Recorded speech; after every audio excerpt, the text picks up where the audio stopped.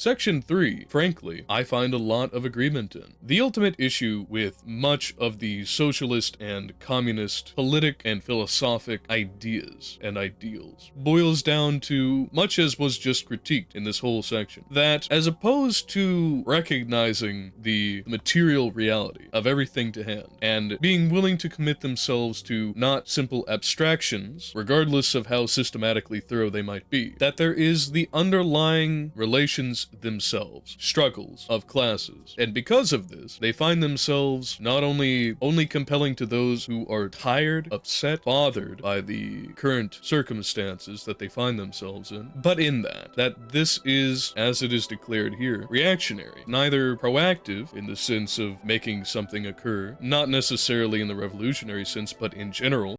God damn, that's gorgeous. I don't know what the original was like, but if it even vaguely reflected all this, that's good. Not so distant from the impression that I had whenever I first bumped into BioShock. This place really captures an essence. And neither is it attempting to form a correspondence analysis to pick apart how exactly all of the various elements, the parts of societies writ large, let alone in isolated ecosystems, actually work. And that is by how one regards, conducts the medium itself of signification. That is to say, they don't understand the semiotics of what's happening around them, and that all of these things, insofar as they relate to the various subjects that are a part of the system, are in a sign system. That there are not only the actual material objects, but how exactly we identify those and through what, in a discursive fashion. Let's get this done, Isaac. Sure. But it would be nice if I had one of your big fuck-off guns that you're carrying on you. Now, as an objectivist myself, insofar as the epistemology, I have my own take on this. Insofar as the economy, I lean more significantly towards something like a scientific, technocratic foundation, and that ties into more of a modernistic post-humanism rather than a postmodernist post-humanism. Regardless of what my stance is, as the material here is referring to, if you want to get anywhere, you have to understand the objects themselves, the signs that are coming away from them, the representament, whatever they might be, and the interpretations that are formed, i.e. the interpretants, within the minds of the observers, the subjects, and how this all ties together, not only in the abstract, but also within the concrete, in the fashion that it directly affects how subjects are subjectively interfacing with all of the things about them, and how these systems build up incentive and disincentive structures that produce the classes as they are. It is only then that you can take a genuinely objective observation of not only who, where, but how, and what to do about it, to be able to look back towards the past, and far towards the future, from the present, and do something with that knowledge, that awareness. Nothing like the Black Mesa type self-advertisement of a whole corporation. Security check-in? Right. Oh no! Oh, all unauthorized articles? Man, not only will I have to get rid of my Scientology journal, but also my fucking Leatherman. What a shame.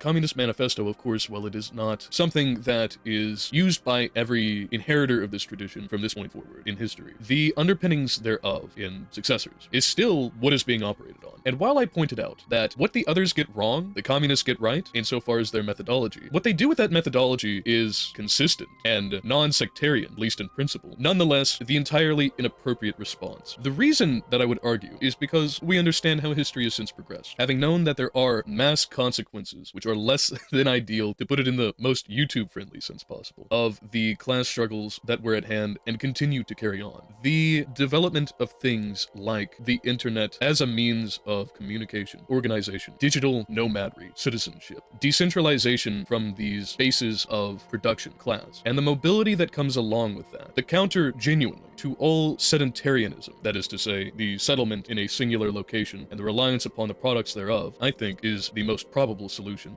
I don't think those are tardigrades, guys.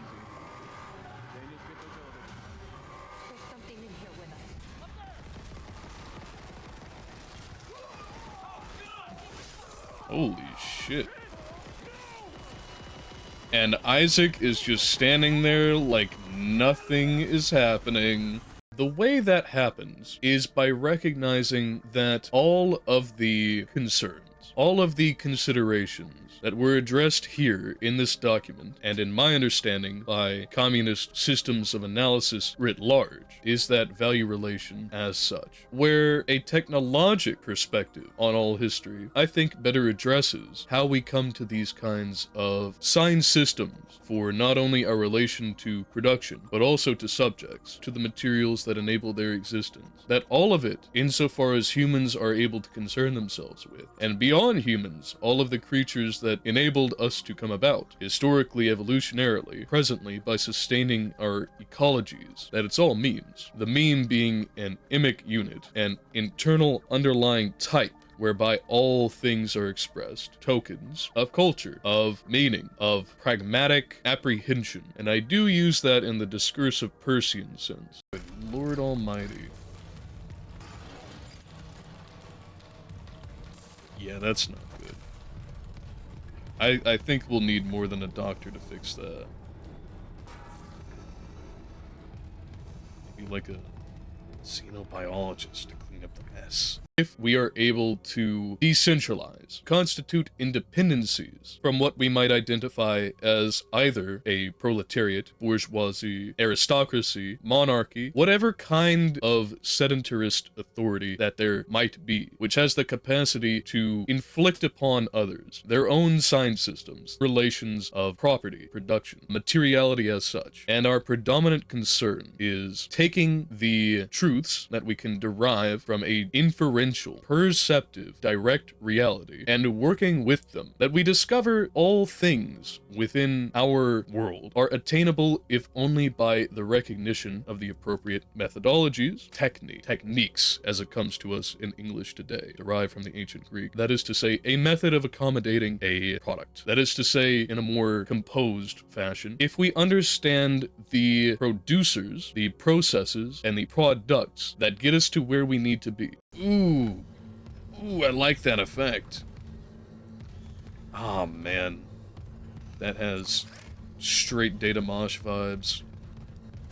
From the most rudimentary of objects, medical equipment, food, water, shelter, all of the bare necessities of existence, all the way to what we currently rely upon insofar as our digital and analog technologies, our computers, programs, machineries, which are railed so thoroughly against by the communists, at least here. Humorous for how history has since progressed, all of it. The internet itself, and whatever kinds of new developments come about the many decades down the line. We have the opportunity at this point to, under these material conditions, to use the terminology presented here, turn ourselves not into some sort of propertyless creators such that all of our productions go towards the distribution to all as their needs demand, but rather for each of us to individually, within the free association, the greatest amount of mobility, come together, form our own contracts, form our own social systems, and maintain not some utopian vision as the anarchic or libertarian models would have us believe in, promote, attempt to bring into reality. Let's look at the baggage haul. High visible. Okay. You know, that's fair. I would want my handlers to be very, very highly visible.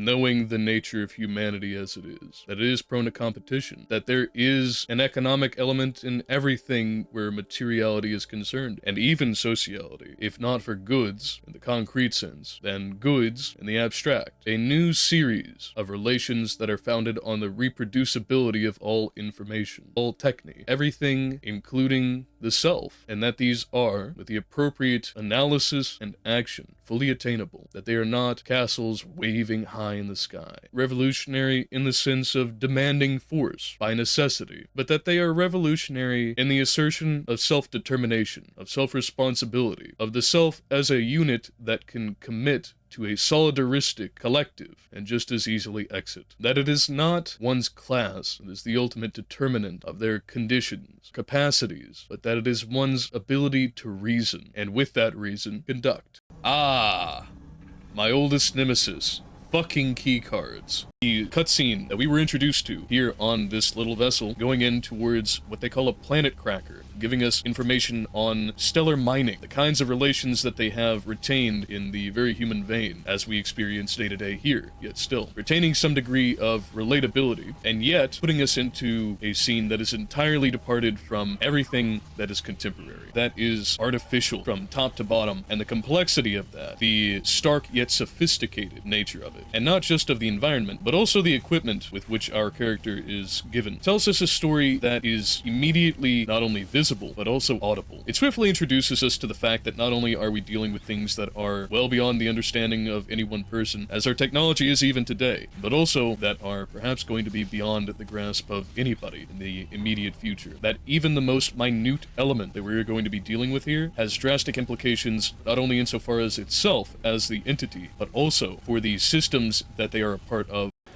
Oh.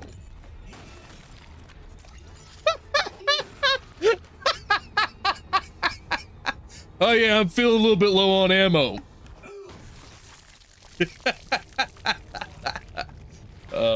And something else to take note of is that we have largely retained, from the seeming of it, our relations of privacy, of identity, of individuality, and economy moving into this future. This taking the old sci-fi tradition that is so valuable and has been so valuable for the analysis of possible futures, in addition to our contemporary immediacies, in the vein of what might happen, what might the consequences be, what are the results that might be emergent from all of these various initial points carried on into the future. Importantly, this thrusts us, at least from the beginning, into theory fiction. All of that wrapped into something that we can interact with not only literarily, but also as a game.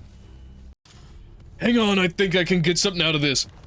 Sulfuric acid? Oh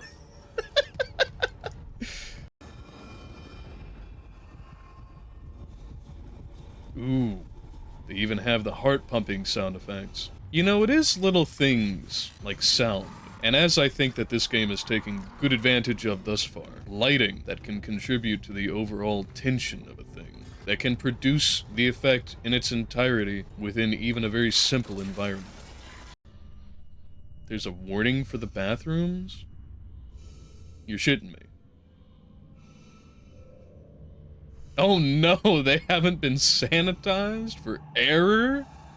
Wow, that's not gonna be good. If there's anything that I love, it is in-game menus, inventories, journals, all of it. Anything that takes you from having something like a big menu that pops up and interrupts the entire flow of things, to being able to simply pop over to the side with an in-universe reason for having access to this kind of organization, while also not taking you out of it. It maintains immersion, it maintains focus, it maintains plausibility, and overall, it contributes phenomenally to verisimilitude, likeness to truth, which, I gotta admit, I haven't seen any kind of breaks away from here.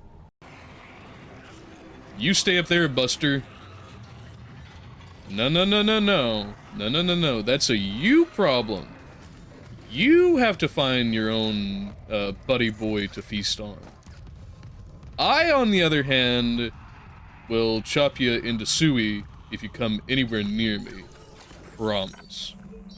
Now, as convenient as it is to have the ability to pop a quick save at pretty much any point, or hop into a menu and do the old-fashioned slow save in contrast, and while that is very appropriate for all kinds of games, there is something special about having individual save locations rather than checkpoints or the aforesaid. Being able to have a tangible representation of the action of your character, creating some sort of fix in time or status, as you saw with MemoCam, giving us some sense of connection to the truth of the universe and the setting. Makes it feel more solid. Oh, hell.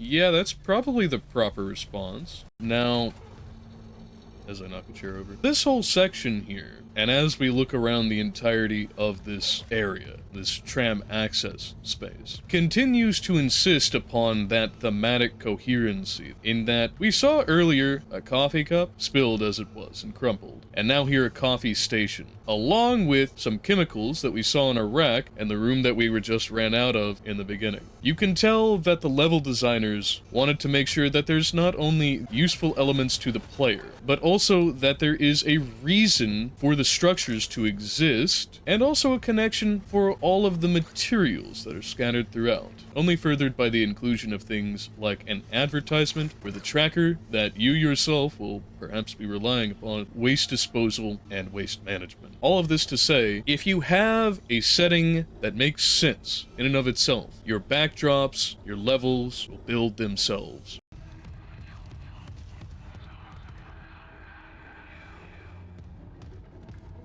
Sorry, could you repeat that? That depth of that lighting actually feels very well. Now, I don't know precisely how they're doing it, because it doesn't feel like it's just a regular mesh. It's too dynamic for that. I suppose it could be a dynamic mesh. I'm going to guess that this is a dynamically adjusting decal with filter effects post-processing. And because it is circular, it's fairly easy to influence the lighting. And yeah, you can see there a little bit of artifacting from that processing. Because of course all of these elements that are here seem to be properly modeled such that they are part of the dynamic lighting system. And the little beams do not perfectly react to the edges of everything.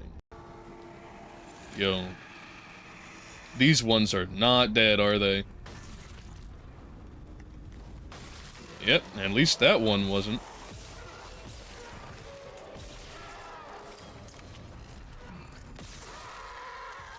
Simple as. Well, let's turn the... Oh, hello. Oh, it gives utility not only to, of course, actually paying mind to your environment, as one should always be doing, but also the light that comes along with your primary weapon. We can't stay here much longer. Hearing a lot of movement. Hold on, I got the data board. I'm coming back to tram control now. Daniel, get ready to go.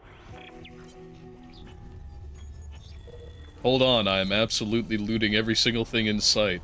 I have gone full stalker mode. So not only do they have all this plasma, deep space technology, the capacity to control time, at least on small scale. I imagine on much larger scales. And selectively, too. Even in the resolution of this very lethal but very mundane matter that seems so trivial if you were to encounter it in this reality, in this setting, properly. Not in its danger, but in its ability to happen. Being able to see it from above, up at the top of the stairs, and then having encountered the fix for it, being another technologic miracle, more or less. Not only does that maintain the sense of building anxiety about the entire setting, but the finite resolutions that you have to actually make them happen, to get around them, to get over them. And then it immediately leads us up a hallway that is dark, dank, and mysterious. Probably to follow up with another jump scare. Even several minutes deep, it's still giving us the full vibe. Oh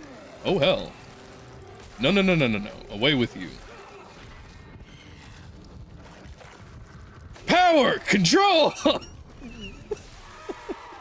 I find it interesting that even the human models of the regular crew, before whatever transformation was happening, you stomp the daylights out of them just the same and they come apart. That has some significant good lord, what a long neck.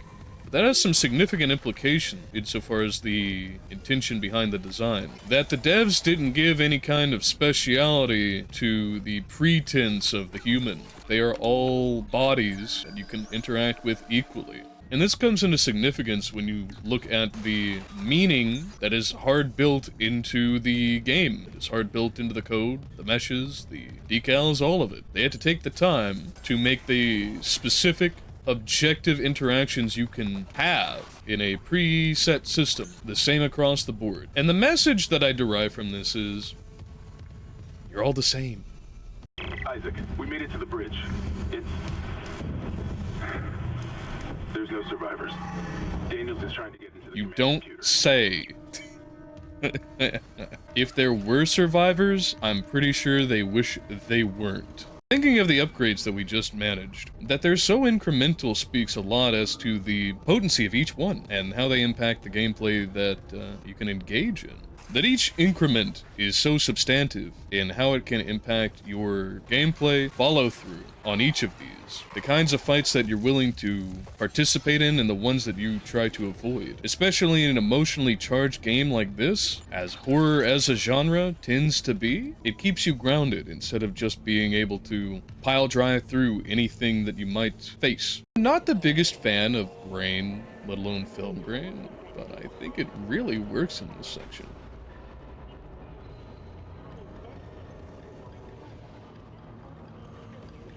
From absolute clarity to particulates everywhere. This is something that you could use for a screenshot. I haven't passed by a scene in this whole game so far that hasn't felt like I could use it to sell the game. Incredible. I would not take my helmet off. I promise you that. Even if the door is locked tight, there's not a snowball's chance in hell that I would not be prepared at all times. These things literally popped out of the floor, out of the walls, out of the ceiling. They've done everything but pop out of me yet. Goop.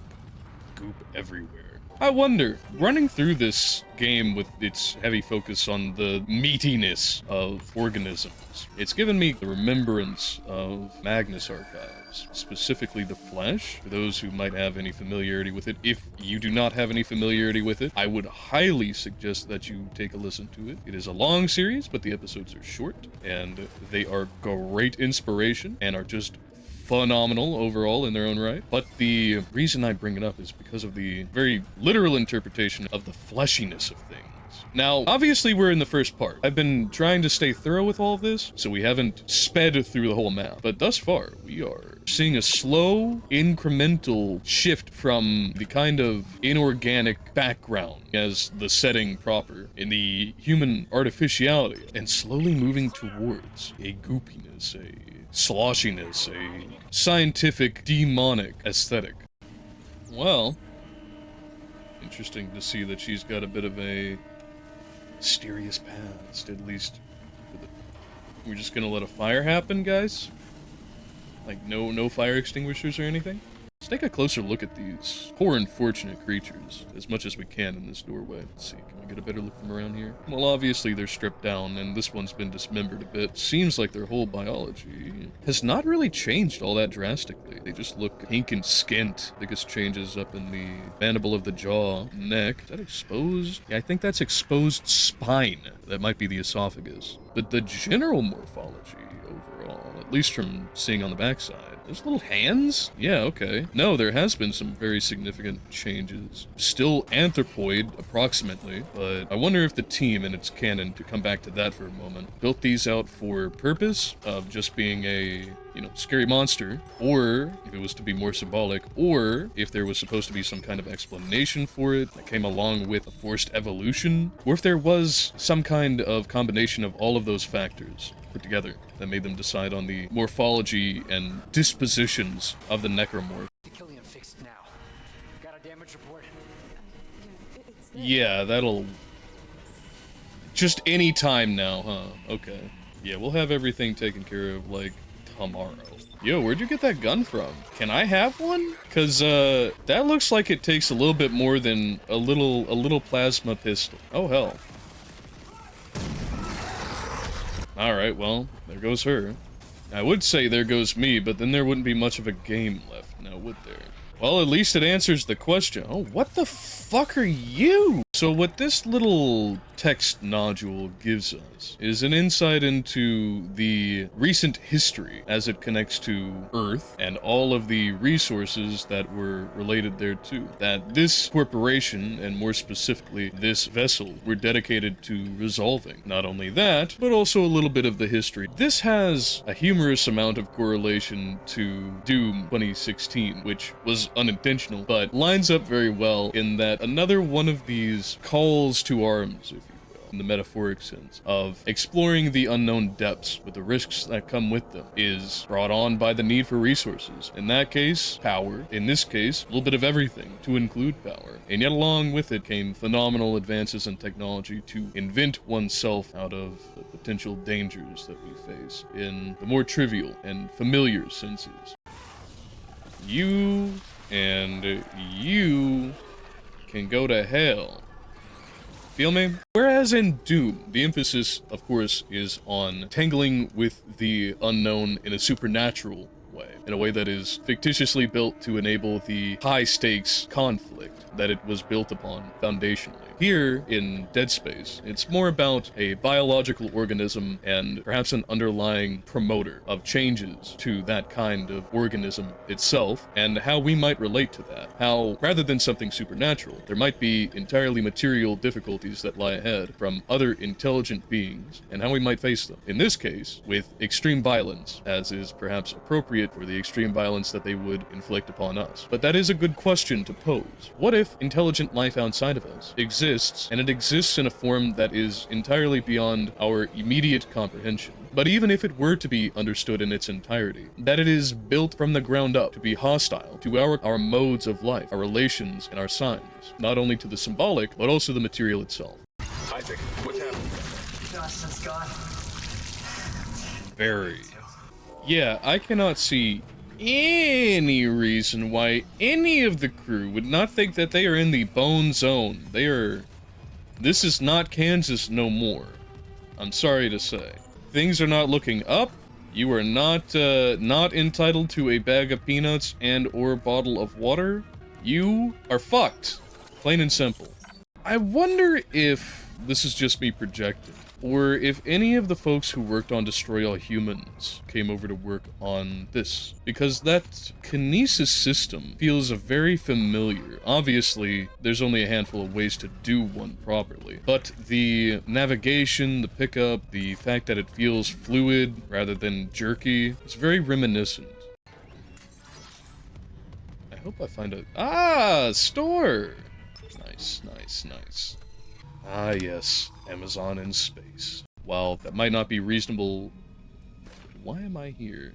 You were chosen. That's the answer to all life's questions right there. Do these actually do anything? I'm gonna spend one good shot on it. Nope. You know, I respect the fact that in the middle of hyper-technologic space, even still, we cannot tilt the food vending machines. We cannot smash those glasses. They are bulletproof. And in fact, better than plasma-proof. God bless the American Republic. So now that we have taken a look at all of the graffiti and the advertisements themselves, because of course this is the direct clash between the real expressions of the people of this crew and what the corporation itself would have one believe is the real state of affairs. The multiple advertisements of luxury and peace and harmony, consumption more than anything else, is quite starkly contrasted against things like, why am I here? You were chosen. Free yourself, Altman is with you, and Rip Ishimura. For this to be the mode of quick travel that we have available to us, this being something of a safe place, supposedly, ostensibly, it puts into the clearest way possible the theme of the entire event, especially in that this is a technologic invention, solution to all of the issues of traversing such a large and, one might even say, unwieldy creation as the planet-cracking vessel, and its contest against the unknown organisms and whatever has spawned them. Here I am, once again. You got me a kinesis module? Yeah, I'll happily, onto the power gauntlet! The second Infinity Stone. I got that mind grip. You don't even know.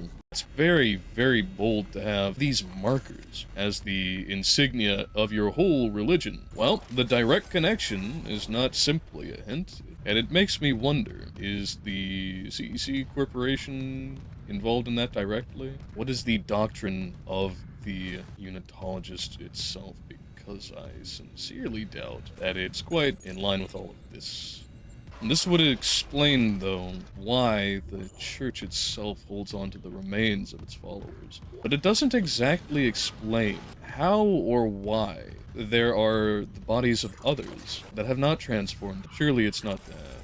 It's too much damage. And we ourselves have been hearing these mysterious whispers, which perhaps if you were taking a surface level analysis of it, might suggest, ooh, spooky background music. But that's clearly not the direction that all of this is going in. But that it has a psychologic, specifically a neuropsychiatric angle on all of this. Well, looks like you've had a hell of a time of it. They all came back. Damn, they really gave you the finger, eh? Apparently so.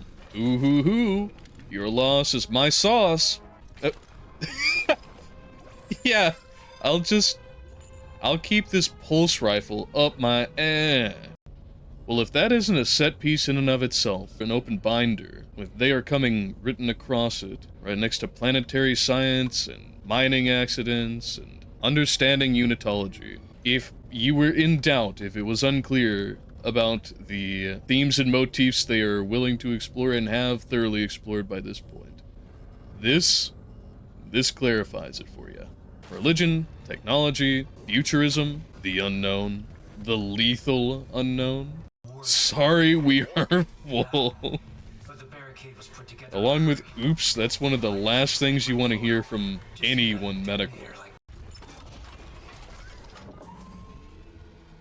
I appreciate how casually he saunters up to the bench. That is a fair observation to make. Isaac has been remarkably stable against any of the what would obviously seem as supernatural from his background. We seem to really be taking all of the horrible, horrific, horrendous nastiness very well for somebody who is intimately integrated into all of the religion and the outlook, or at least was affected by it, and who has no record beyond being a merchant marine of dealing with conflict and violence of this sort, certainly, but mere human violence otherwise. That is somewhat telling of the character of Isaac, and perhaps the sorts of effect that all of this has been having on him. I would not be shocked in the least to know that there are some drastic delusions that are happening with him from whatever that marker is doing. And in the middle of all of this, gory desolation,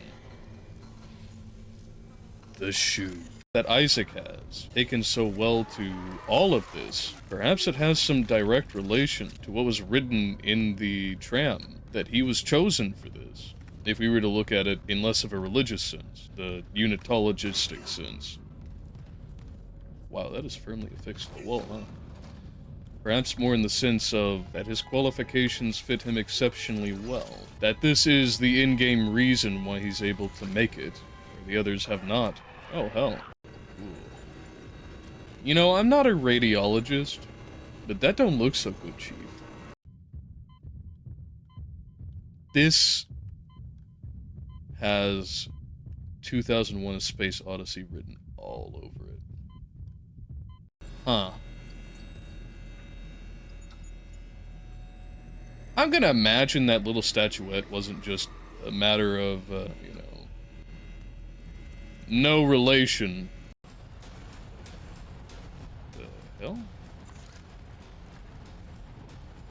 Well, you were on a roll, buddy. Why'd you stop? That chunk was just spinning like a dreidel. Oh, that's foul. I can't pull that back out to take a good look on this side. Yikes. They are going full Cthulhu in there. Couldn't be me, boss. That's not a good trail. That is not the happy trail. You know, it would be a miserable thing to enter in because you were having like a bad day and you're really into 0G, and you wake up like a few months later after the whole shebang of everything here, and you just had no idea what was going on. Still can't get in. Oh, shit! Oh, fuck! No, you. Fuck, that actually got me. Away! Fuck, man. Ah, shit! No. Cease your bickering. What are those? Jarred organs?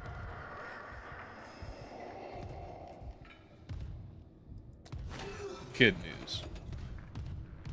Now there, no knees. Oh, shit. No, no, no. You can stay over there. Far, far. Oh, hell no. Away. Not up, but away. Whew. Why do you all keep carrying credits? Where'd you get these from? Eh?